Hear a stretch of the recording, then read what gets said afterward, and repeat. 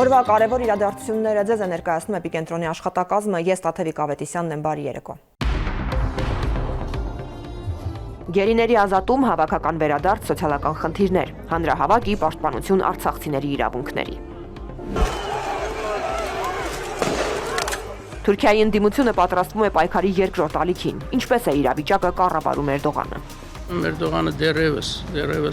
իր ձեռքում է պահում իշխանության լծակները շատ ամուր։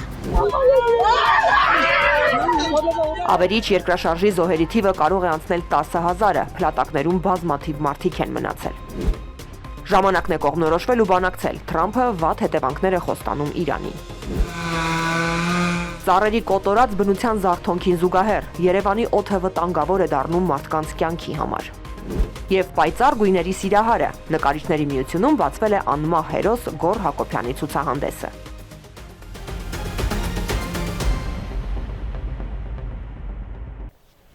Ղարաբաղյան շարժումը չշարունակելու Հայաստանի ղեկավարության հայտարարությանն արցախցիները պատասխանում են մեծ հանրահավաքով։ Մեր բազմաթիվ հայրենակիցներ այսօր հավաքվել են Ազատության հրապարակում։ Օրակարգում տուն-տեղ կորցրած մարդկանց ուզող հրատապ խնդիրներն են։ Հավաքական վերադարձի իրավունքի ապահովում, Բաքվի բանտերից գերիների ազատ արձակում, տեղահանվածների սոցիալական խնդիրների լուծում, Արցախի մշակութային ժառանգության պահպանություն։ Հանրահավաքի մասնակիցներն ուղերձ են հղել Հայաստանի իշխանությանը եւ միջազգային դերակատարներին, ընդգծելով, որ ոչ ոք իրավունք չունի Արցախի ժողովրդի ճակատագրի վերաբերյալ որոշումներ կայացնել առանց նրա կարծիքը հաշվի առնելու։ Պահանջել են նաև, որ Հայաստանի իշխանությունը չհրաժարվի Ադրբեջանի դեմ միջպետական հայցերից եւ Մինսկի խմբի ձևաչափից, քանի որ այդ դեպքում Արցախի ժողովուրդը բախվելու է իր իրավունքների նոր խախտումների։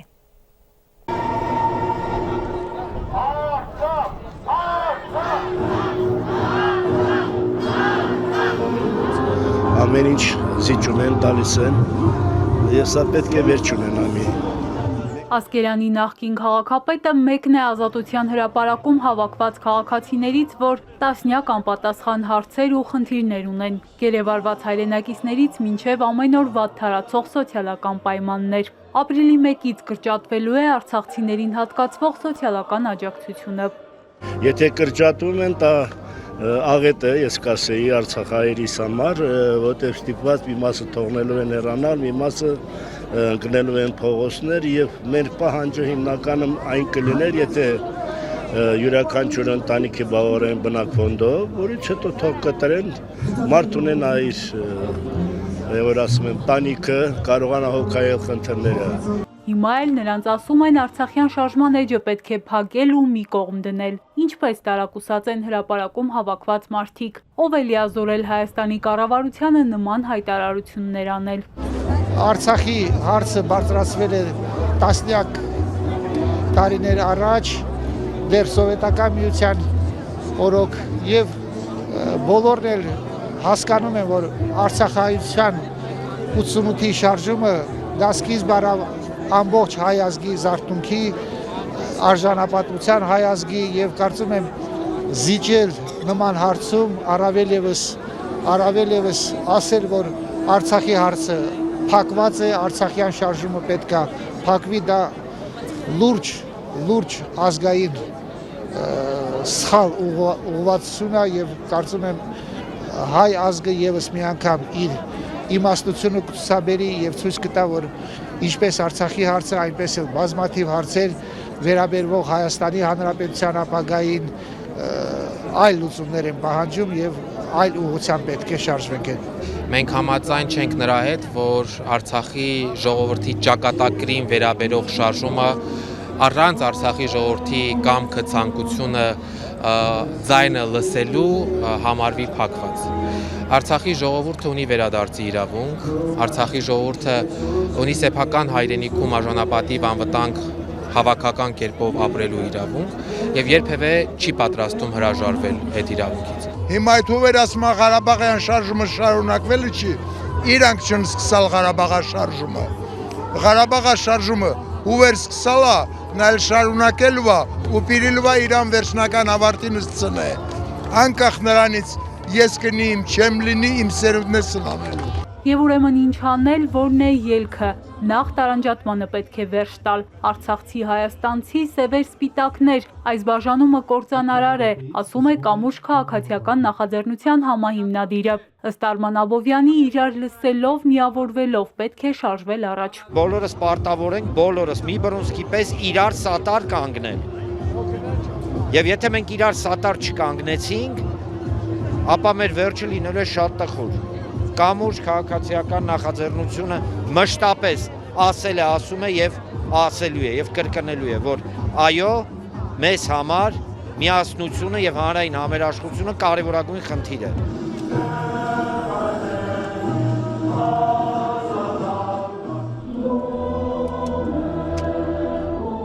Հրապարակում միայն արցախցիներ չեն։ Օրակարգը, որի համար լցվել է ազատության հրապարակը, մտահոգում է ամբողջ հայությանը։ Մեր միջև տարանջատումներ չպետք է լինեն,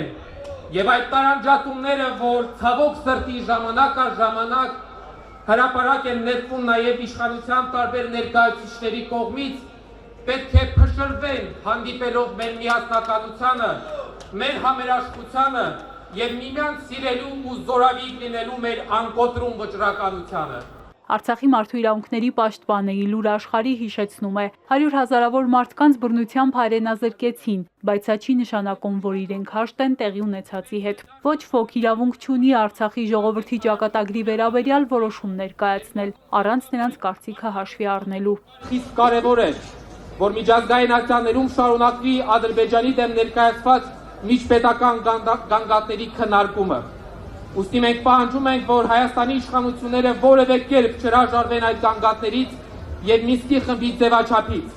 Այլապես Արցախի ժողովուրդը բախվելու է իր իրավունքների լրջակուն եւ զանգվածային նոր խախտումների։ Հանրահավաքի են եկել նաև Բաքվի դատական ֆարսով անցնող հայերի հարազատները։ Նրանց թև ու թիկունք լինել է պետք, ասում է Արցախի մարդու իրավունքների պաշտպանը։ Ադրբեջանում դատվում է հայ ժողովրդի պայքարն ու ինքնորոշման իրավունքը։ Աչք փակել սրա վրա չի կարելի ոչ մի դեպքում։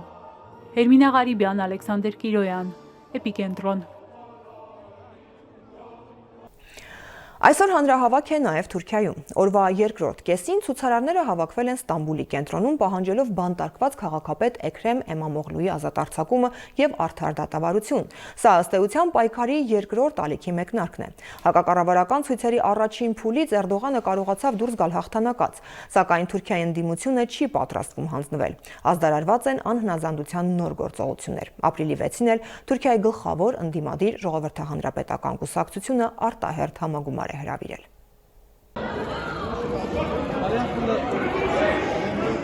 Թուրքիայի խորհրդարանում ձեռնամարտն արտահայտում է այն սուր հակասությունը, որն առաջացել էր քեմալականների ու Էրդողանի կողմնակիցների միջև։ Աթաթուրքի հիմնադրած հանրապետության հիմքում աշխարհիկ մտածելակերպներ, իսկ Էրդողանը, որպես ներքին քաղաքականության հենարան, իր հետ ասպարեզ բերեց քաղաքական իսլամը։ Այդ աշխարհիկ մտածելակերպ ունեցողները, քեմալականները որոշել են այսպես մարտահրավեր նետել քաղաքական իսլամին։ Եվ դա արտահայտվում է նաև խորհրդարանում այդ ձեռնամարտերի միջոցով եւ ես իհարկե ցույցերի բազմահազարանոց։ Թուրքիայի 80 նահանգներից 50-ում անցկացվող ցույցերը ամենազանգվածայինն են 2013 թվականի Գեզի այգու ակցիաներից հետո, երբ շաբաթներ տևած ու միջազգային մամուլում լայնորեն լուսաբանված խռովություններն ի վերջո ճնշվեցին։ Ըստ իրավապաշտպան կազմակերպությունների, հենց այդ ցույցերի ճնշումն ազդարարեց Էրդողանի օրոք Թուրքիայի գահավիժումը դեպի ավտորիտարիզմ։ Սաֆրաստյանի խոսքով մեծ ու փոքր քաղաքներում տեղի ունեցող ցույցերի առաջին ալիքն ավարտվել է։ Դրան հաջորդելու է երկրորդ փուլը, որի նպատակը նախագահի արտահերթ ընտրության հասնելն է։ Առաջնային է Ստամբուլի քաղաքապետ Էմամօղլուի ազատ արձակումը, ինչից հետո արդեն նրան կներկայացնեն որպես նախագահի թեկնածու։ Սակայն այս հարցում խիստ թերահավատ է թուրքագետը։ Արտահերթ ընտրությունների համար պետք է որ նրանք ունենան խորհրդարանում 360 ձայն, իսկ ունեն շատ ավելի քիչ եւ չեն կարող իրենք գտնել որևիցե այսպես լուրջ դաշնակից, իրենցից շատ ավելի մեծ քանակով ձայներ ունեն Էրդողանի կուսակցությունը, արտահայտություն զարգացում կուսակցությունը, նրա կոալիցիոն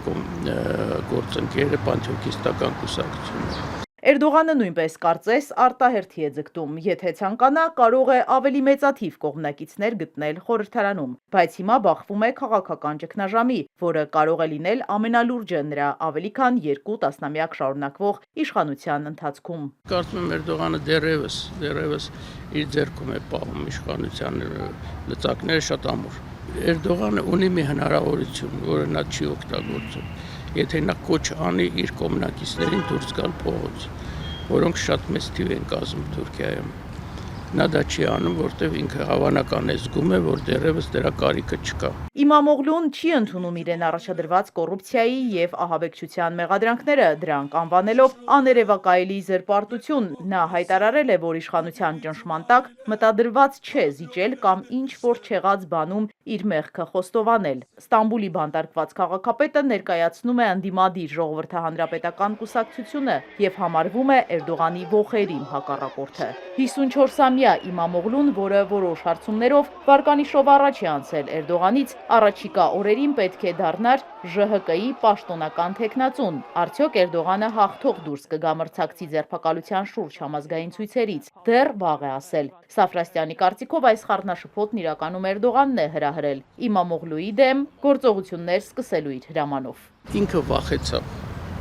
որտեվ ինքն էլ է Իմամօղլուից վախեցավ, ինքն էլ է ուզում գնալ արտահերթ ընտրությունների, որովհետև դա իր համար հավանական է միակ միջոցն է իր իշխանությունը երկարաձգելու։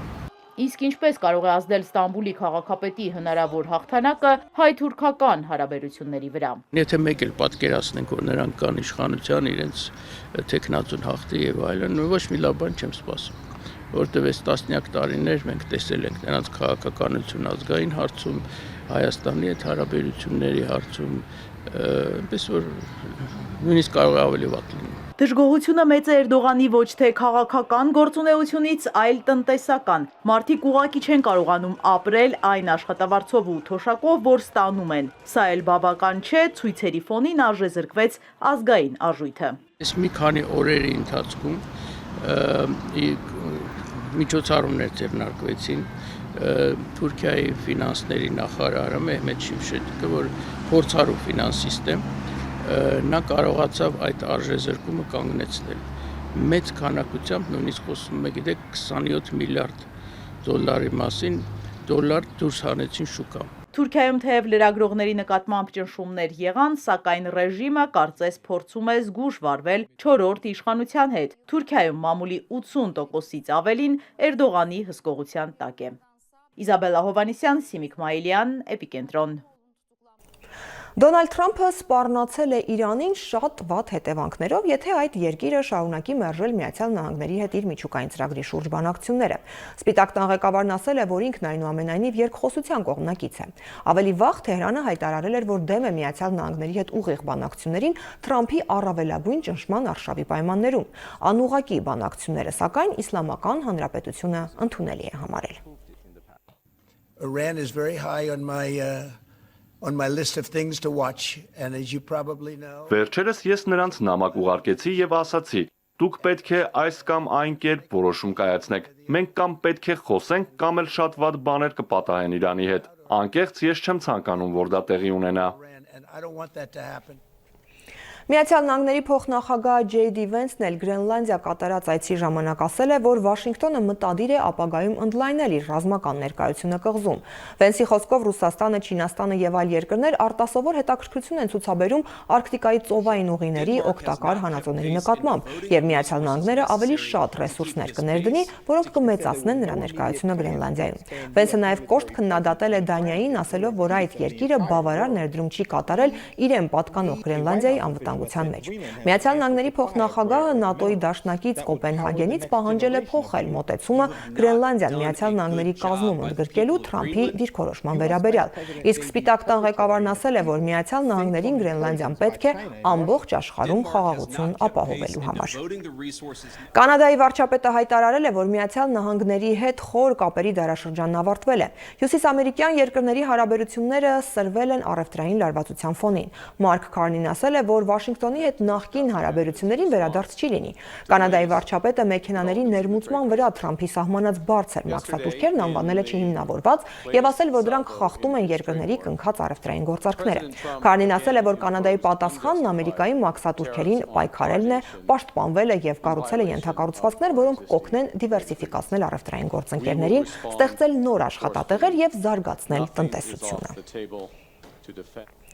Զելենսկին արձագանքել է ՄԱԿ-ի հովանու ներքո Ուկրաինայում ժամանակավոր կառավարում ստեղծելու վերաբերյալ Պուտինի հայտարարությանը։ Մեր երկրում ժողովուրդն է ընտրում իշխանությանը մեր սահմանադրությամբ։ Բոլորը հասկանում են, որ Ուկրաինայի նախագահն օրինական է եւ լեգիտիմ, հայտարարել է Զելենսկին։ Ըստ նրա, Պուտինը մշտապես պատրվակ է փնտրում, որ պատերազմը չվերջանա, քանի որ վախենում է Ուկրաինայի եւ անձամբ իր հետ բանակցություններից։ Զելենսկին նաեւ հայտարարել է, որ Կիևը չի ճանաչի նախկինում հաստատված Միացյալ Նահանգների ռազմական օգնությունը որպես վարկեր, որոնք պետք է վերադարձվեն։ Ամերիկանская сторона проведе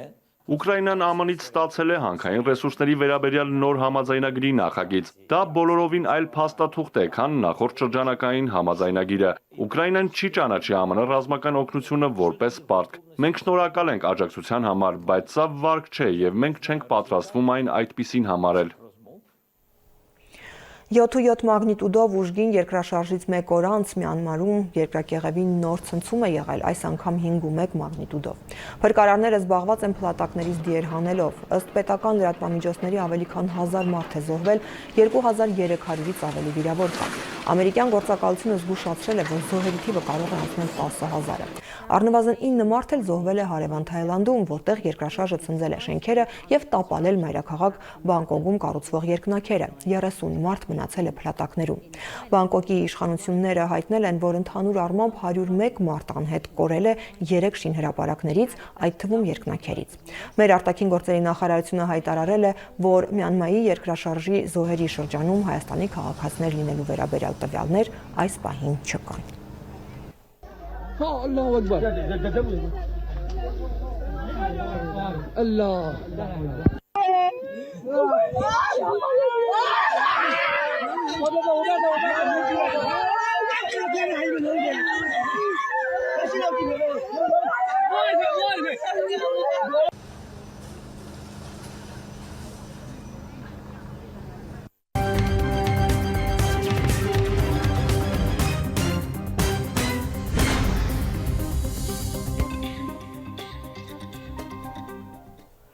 Բնության զարթոնքին զուգահեռ մայրաքաղաքում ծառերի կոտորած է սկսվել։ Երևանի կենտրոնական փողոցում մեկ օրում վերացվել են ավելի քան կես դարյա ծառերը։ Փոխարենը թեև նորերն են տնկվել, սակայն մասնագետները վստահ չեն դրանց կենսունակության առումով։ Եվ սա այն դեպքում, երբ Երևանի օդը տարբեր հաշվարկներով չափազանց վտանգավոր է առողջության համար։ Քաղաքի թոքերը համարվող ծառերը հատվել են, իսկ ամռանը տապի ու շինարարական փոշու պայմաններում Երևանը անհրապույր տեսք է ստանալու ոչ միայն զբոսաշրջիկների, այլև այնտեղ ապրողների համար։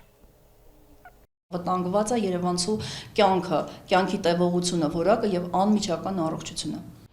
20-ի փոխարեն 4%։ Մասնագետը սոս է հնչեցնում։ Երևանում 5 անգամ պակաս է կանաչ գոտու սահմանված նորմը։ Քաղաքային իշխանությունը կոտրում է Երևանի կանաչ կմախքը, որ ստեղծվել է տասնամյակների տքնաջան աշխատանքով։ Նախորդ շաբաթ մի քանի անգամ է լսվել սղոցի ձայն, առանց կանաչ ծածկույթի է մնացել Թումանյան փողոցը, ամբողջությամբ հաստաբուն թեղիները հատվել, փոխարենը տնկվել են հուդայածառեր, յուրաքանչյուրը ըստ տարբեր հաշվարկների 80,000 դրամով։ Թեղի ծառատեսակավորը այդտեղ աճում էր եւ շատ նորմալ վիճակում էր գտնվում, որտեղ բուժված բացարձակապես ծառեր էին արդեն 20 մետր 15-17 մետր բարձրություն միջև շենքերի կտուրը բարձրություն ունեցող ծառեր էին, որոնք ունեն շատ բարձր սանիտարահիգիենիկ հատկանիշ։ Մասնագետի մոտ ծիծաղ է առաջացնում պաշտոնյաների պնդումը, թե նոր ծառերը ունեն 200% կպչողականություն։ Վարդանյանը անհիմն է համարում նաև փաստարկը, թե ծառերի կյանքը վտանգված է փչակների պատճառով։ Կենտրոնական տեղակայված փչակը ծառի ամրության վրա որևիցե անդրադարձ չունի։ Վառապացույցն էր արցախյան տնջրին, որը 2030 տարեկան էր եւ ամբողջությամբ չուներ ուրեմն փչակը ամբողջությամբ դատարկ եւ ծառը կանգուն եւ ոչ մի բան չէր լինում, ապացուցում էր, որ դեռ 2030 տարի առաջ Արցախում եղել է դեկորատիվ ծառերի տունք, որոնք պտուղ չեն տալի, այլ ուղղակի ստվերացում են ապահովում։ Քաղաքապետարանը մոտ 8 տասնյակ ծառեր է կտրել, տեղափոխել ու տեղավորել է մեկ օրվա տարվա մեջ, հետո շատ արագ անցել հատված ծառերի բնաբաժակները դեկորատիվ տնկիներով լցնելու գործին։ Կոռուպցիոն ռիսկ կա, մասնագետը չի բացառում։ Քաղաքապետի հայրը այդ բիզնեսն է, դա է իր իրականացվող ուրեմն աշխատանքը։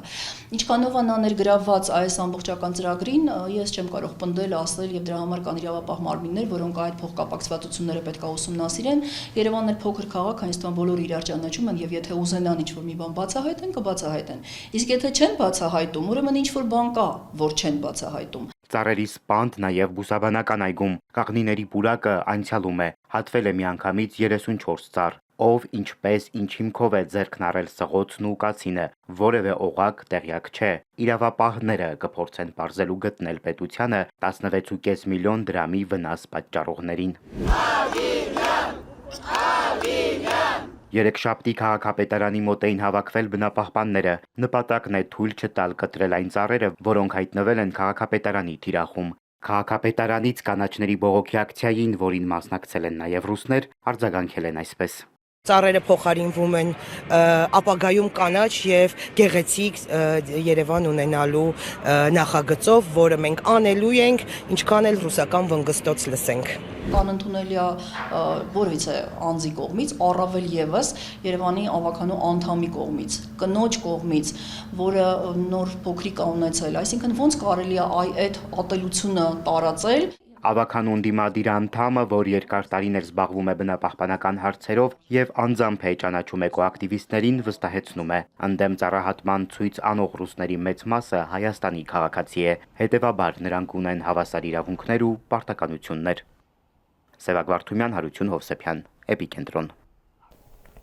Թողարկման այս հատվածում մշակույթ։ Ականավոր քանդակագործ մոնումենտալիստ Արա Հարությունյանի 97-ամյակի առիթով էկրան է բարձրացել Արա Հարությունյանի Կոմիտասը ֆիլմը։ Տաղանդավոր նկարիչը բազմաթիվ արժեքավոր ստեղծագործություններ է թողել, սակայն նրա արվեստում առանձնահատուկ տեղ ուներ Կոմիտաս վարդապետը։ Նրան վարպետը սրբության սրբոց էր անվանում։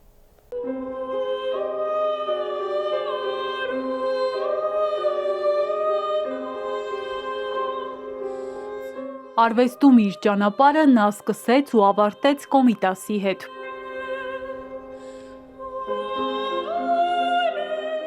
Արվեստանոցում գրեթե միշտ Կոմիտաս էր հնչում։ Կախարդական մեղեդիների ուղեկցությամբ էին ծնվում լավագույն գործերը։ Քանդակագործ մոնումենտալիստ գծանկարիչ Արա Հարությունյանի դուստրը հիշում է, հայրը հաճախ չէր իրենց հյուրընկալում, բայց նրա հետ անցկացրած կարճ րոպեները դաս էին ամբողջ կյանքի համար։ Մինչև հիմա այդ ձայնը Կոմիտասի հնչում է ականջներից։ Ինքը սիրում էր մենակ լինել, մենակ աշխատել, որպեսզի իրեն ոչ ոք չխանգարի, բայց անպայման Կոմիտասի հնչյունների տակ։ Ականավոր քանդակագործը 97 տարեկան կդառնար։ Այս առիթով էկրան բարձրացավ Երևանի 112 ավագ դպրոցի նախագիծը Արա Հարությունյանի Կոմիտասը խորագրով։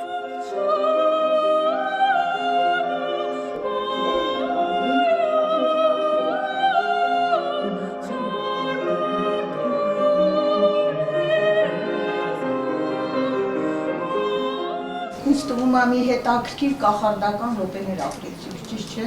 Բոլորս լուր անգամ չէինք կարողանում շնչել, հազիվ շնչում էինք։ Իրապես զգացի, որ այն աշխատանքը, որ մենք իրականացնում ենք, տալիս է արդեն իր արդյունքները։ Սա վկայում է այն մասին, որ այս աշակերտները, ովքեր այս նախագծում ընդգրկված են եղել,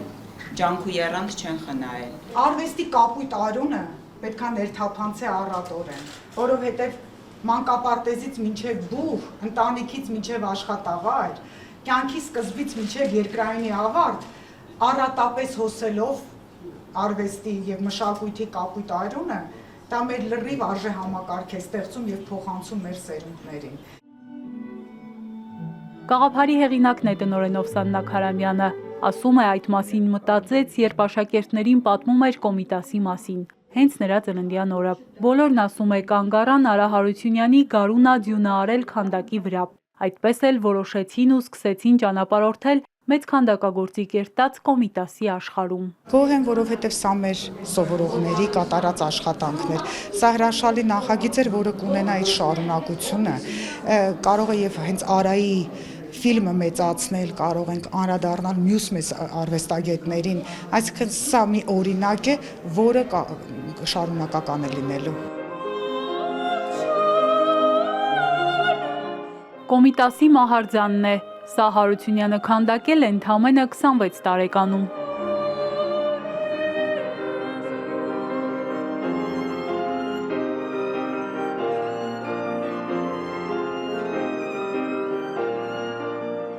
Հետո արդեն 1988-ին պիտի ստեղծեր մեծ երգահանի կերպարն ամփոփող լավագույն գլուխգործոցը։ Այս մի կոմիտասն իր տեղը գտավ մայրաքաղաքի սրտում, կոնսերվատորիայի հարակից պուրակում։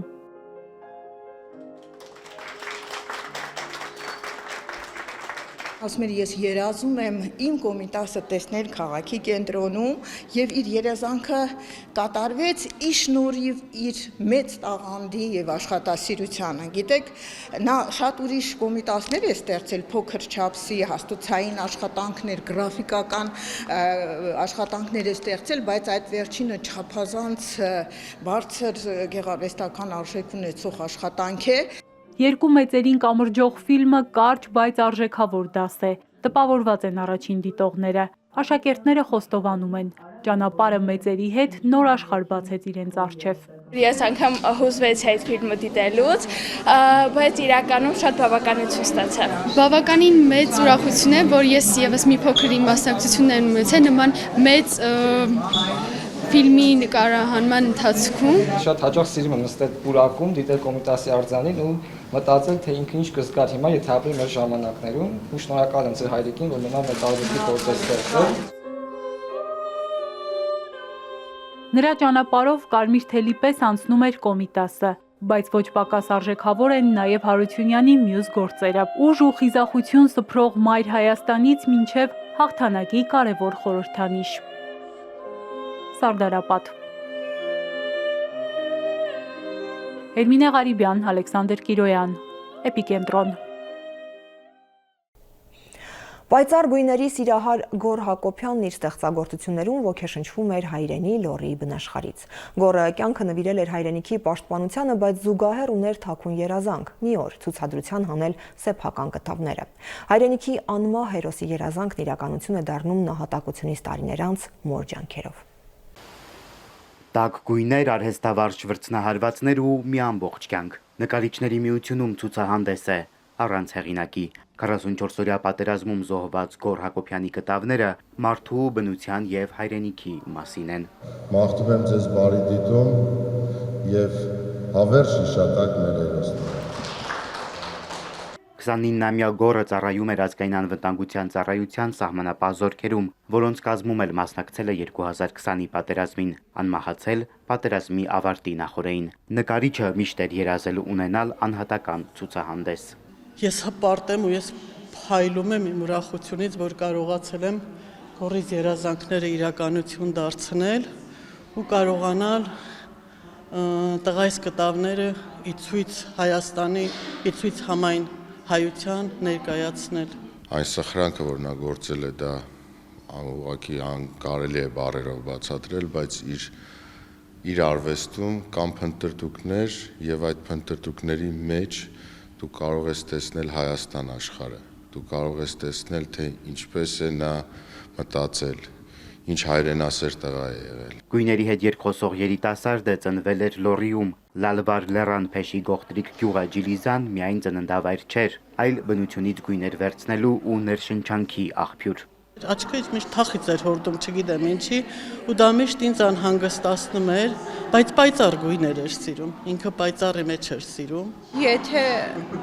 ողջ լիներ, եթե ֆիզիկապես մեր կողքին լիներ, պատկերացնում եք ինչ գործեր էլ կունենայինք մենք։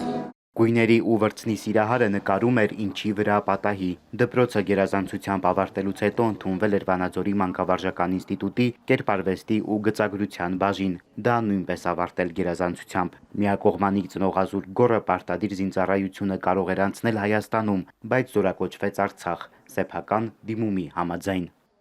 Հենց գալիս էր ինքը վազում էր անտառ ու մի փունջմորի միշտ բերում էր տուն, անգամ այս թորնիկիս Մարիայիս է նվիրել, դեռ փոքրիկ էր երեխան, բայց ինքը միշտ մորի էր բերում տուն ու զորամասում իրենց բուժքրոջը միշտ մորի է նվիրել։ 2016-ի ապրիլին նույնպես Արցախում էր։ Քարորիա պատերազմին մասնակցել է կամավոր, փառքով կատարել իր առջև դրված մարտական խնդիրն ու դարձել տուն։ Բազմաթիվ կտավներից մայրը առանձնացնում է այս մեկը, որդու ոտնահետքն է, գորը այն նկարել է ապրիլյանից հետո։ Ավարտեց նկարը, մեկ էլ ասեցի գոր, բա ինչու արյունոտ, եթե սա քո ոտնահետքն է, ինչու արյունոտ, տղա ջան։ Մի քիչ մտածեց, մի քանի րոպե չպատասխանեց ոչինչ, հետո ասեց. «Մամ, սրա իմաստը տարիներ հետո ենք հասկանալու»։ Ես այդ բանը չհասկացա ինչ է ասում, բայց տարիներ հետո արդեն հասկացա, որ ինքը նվիրեց ինձ իր ոտնահետքը, որը թողեց Արցախում։ Լորվա բնաշխարհին կարճած երբեք չի մտածել Գողտրիկ գյուղը լքելու եւ մեծ քաղաք տեղափոխվելու մասին։ Մտածում էր հայրենի Ջիլիզայում մեծ այգի հիմնել, туриզմով զբաղվել, բայց բոլոր երազանքները մնացին անկատար։ Գոր Հակոբյանն մահացավ անօթաչու թռչող սարքի հարվածից 2020-ի նոյեմբերի 8-ին։ Հետմահու պարգևատրվել է մի շարք պատվոգրերով ու մեդալներով։ Սևակ Վարդումյան, Հարություն Հովսեփյան, Էպիկենտրոն։ Այժմ ծանոթացեք Վեոլիա ջրի հայտարարությանը։ Հրավիրում ենք Նորհաճն քաղաքի բնակիչների ուշադրությունը։ Հարգելի բնակիչներ, Վեոլիա ջուր ՓԲ-ն տեղեկացնում է, որ 2025 թվականի ապրիլի 1-ից Կոտայքի մարզի Նորհաճն քաղաքի ջրամատակարարման եւ ջրահեռացման, կեղտաջրերի մաքրման համակարգերի սպասարկումն ու շահագործումն իրականացվելու է ընկերության կողմից։ Ելնելով վերոգրյալից, Վեոլիա ջուրը տեղեկացնում է, այն բաժանորդները, որոնք մինչ այս ջրամատակարարման եւ ջրահեռացման ծառայությունների դիմաց վճարումները կատարել են արկա ջրաչափական սարքերով, ապա այդ սարքերը կկապարակնքվեն ընկերության կողմից եւ ըստ անհրաժեշտության կփոխարինվեն նորերով։ Իսկ այն բաժանորդները, որոնք փաստացի օգտվել են ջրամատակարարման եւ ջրահեռացման ծառայություններից, սակայն չունեն համապատասխան ջրաչափական սարքեր, ապա վերջիններս պարտավոր են մինչեւ ապրիլի 25-ը այդ մասին տեղեկացնել Վեոլիա ջուր ՓԲ ընկերությանը, դիմում գրելով Նորհաճն Շահումյան փողոցի 2/16 հասցեում գտնվող ընկերության տեղամասային գրասենյակում։ Իսկ վերջինս էլ իր հերթին համապատասխան տեղեկատվությունը ստանալու օրվանից հետո 90-օրյա ժամկետում պարտավորվում է արկա ջրագծերը կահավորել ջրաչափական սարքերով եւ կնքել ծառայությունների մատուցման օրինակելի պայմանագրեր։ Ընկերությունը նաեւ տեղեկացնում է, որ նշված անցումային ժամանակահատվածում Վեոլիա ջուրը զերծ կմնա վարչարարությունից եւ հին ջրաչափերը չեն ներկայացվի փորձաքննության եւ հանրային ծառայությունները կարգավորող հանձնաժողովի 3011/2016-ի 378N որոշմամբ հաստատված խմելու ջրի մատակարարման եւ ջրահեռացման, կեղտաջրերի մաքրման ծառայությունների մատուցման կանոններով այսուհետ ջմօ-կ սահմանված կարգով չեն կազմվի արձանագրություններ։ Չեն կազմվի արձանագրություններ նաեւ այն բաժանորդների նկատմամբ, որոնք օգտվել են այդ ծառայություններից առանց ջրաչափական սարքերի, սակայն այդ մասին վերոնշյալ ժամկետում տեղեկացրել են Վեոլիա ջուր ընկերությանը։ Հիշեցնենք, հարցերի դեպքում ապրիլի 1-ից կարող եք դիմել Նորհաճն Շահումյան փողոցի 2/6 հասցեում գտնվող ընկերության տեղամասային գրասենյակ կամ զանգահարել ընկերության 185 հեռախոսահամարին։ Ծանոթացեք նաև հոսանքի պլանային անջատումների ժամանակացույցին։ Հայաստանի էլեկտրական ցանցեր ՓԱԳ բաժնետիրական ընկերությունը տեղեկացնում է, որ մարտի 31-ին պլանային նորոգման աշխատանքներ իրականացնելու նպատակով ժամանակավորապես կդադարեցվի հետևյալ հասցեների էլեկտրամատակարարումը։ Ժամը 11-ից 17-ն ընկած ժամանակահատվածում կարգավերական աշխատանքների իրականացման նպատակով Երևանի A1 թաղամասն ամբողջությամբ եւ հարակից տարածքների էլեկտրական սնուցումը 1 ժամով մաս-մաս կդադարեցվի։ Երևան 11-ից 17-ը, Վաղարշյան 18-18-ի A շենքեր, Հրաչյա Քոչարի 17-ից 19 շենքեր, Ազատության պողոտա 1-ից 3-ի 1 շենքեր, Արաբկիր 19, 21, 23, 25, 27 փողոցների 1-ից 25 առանձնատներ, Դավթյան փողոց 1-ից 43 առանձնատներ, Իսակովի 51, 52, 53, 54, 55, 57 շենքեր, Դավթաշեն 5-6 փողոցներ մասնակի, Առինջգյուղ, Վեոլիա ջուր ՓԲ, հարակից տարածքների առանձնատներ եւ ոչ բնակիչ բաժանորդներ, Արմավիր 11-ից 14-ը, Ամբերդ, Աղավնատուն եւ Լեռնա Լեռնամերձ գյուղեր՝ Արարատ 11-ից 13-ը, Դիմիտրով, Մասիս, Բաղրամյան, Բուրաստան, Ազատավան, Բերքանուշ, Դալար եւ Մրգավան գյուղեր մասնակի, Կոտայք 10-ից 14-ը, Բջնի համայնք, Viva Armenia, Team Telecom, Ucom ընկերությունների բջջային օպերատորների կայաններ եւ հարակից ոչ բնակիչ բաժանորդներ, 11-ից 16-ից 30 Հրազդան, Միկրոշրջան Թաղամաս 53-ից 65 շենքեր, Ջրառատ Թաղամաս մասնակի, 9-րդ դպրոց, 9-րդ մանկապարտեզ եւ հարակից բաժանորդներ, 11-ից 17-ը Աբովյան քաղաք, 4-րդ միկրոշրջան մասնակի, Մայակովսկի,